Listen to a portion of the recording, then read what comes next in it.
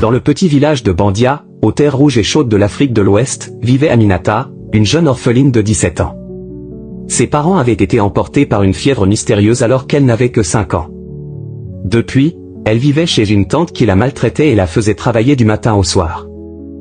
Malgré tout, Aminata gardait un sourire éclatant. Chaque matin, on la voyait marcher pieds nus jusqu'au marché, un panier de riz sur la tête, vendant des épices et quelques légumes. Les vieilles femmes du village disaient d'elle: cet enfant porte la douleur comme un pagne léger. Rien ne la brise. Cette année-là, le chef du village, Baba Ndongo, décida d'organiser une grande fête pour célébrer la fin de la saison des récoltes. Tout le monde devait apporter un plat, et Aminata, malgré sa pauvreté, voulait participer. Elle rêvait de montrer qu'une orpheline pouvait aussi nourrir un village entier. Elle passa des jours à économiser. Elle vendit ses plus beaux bracelets en perles pour acheter du poisson fumé, des tomates et des épices. Son but, préparer un jollof rice si délicieux que même les ancêtres en parleraient. Mais dans l'ombre, Marem, une femme du village connue pour sa jalousie et son esprit mauvais, observait Aminata. Elle murmurait: cette petite pense qu'elle peut briller plus que nous. Je vais lui apprendre sa place. La veille de la fête, alors qu'Aminata préparait ses ingrédients dans la case de sa tante, Marem se faufila et versa une poudre noire, un poison lent, dans le sac d'épices. Elle ricana doucement. Demain, tout le village verra le vrai visage de cette orpheline. Le jour de la fête arriva. Les tambours battaient, les femmes dansaient en boubou colorés, les enfants couraient entre les cases. Aminata, malgré sa fatigue, servit son jollof avec un sourire. Tout le monde se régala, même le chef Baba Ndongo qui leva sa calebasse. Jamais je n'ai goûté un jollof aussi savoureux. Mais soudain, le chef s'effondra, la main sur le ventre. D'autres invités commencèrent à avoir des vertiges. La panique envahit la place.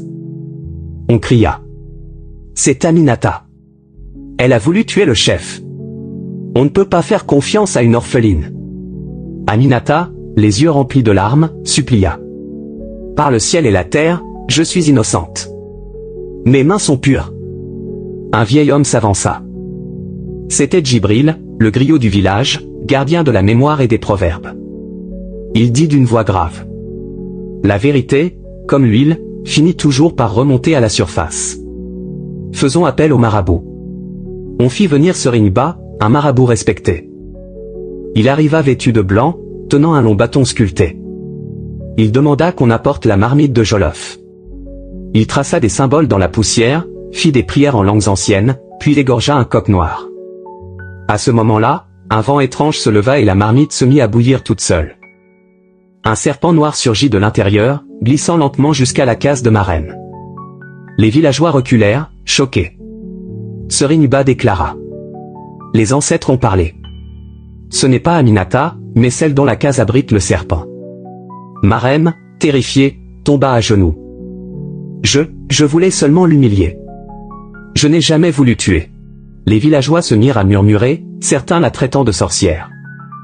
Le chef, guéri grâce aux herbes du marabout, s'avança. Aminata, ton cœur est pur. Marem, ta jalousie a failli détruire notre fête. Dès aujourd'hui, Aminata sera honorée et protégée. Le village offrit à Aminata une petite case et une marmite neuve.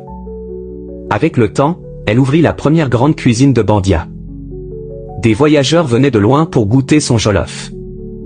Et chaque fois qu'on parlait de cette histoire, les anciens disaient: on peut cacher le mensonge dans le jollof, mais jamais le poison de la jalousie.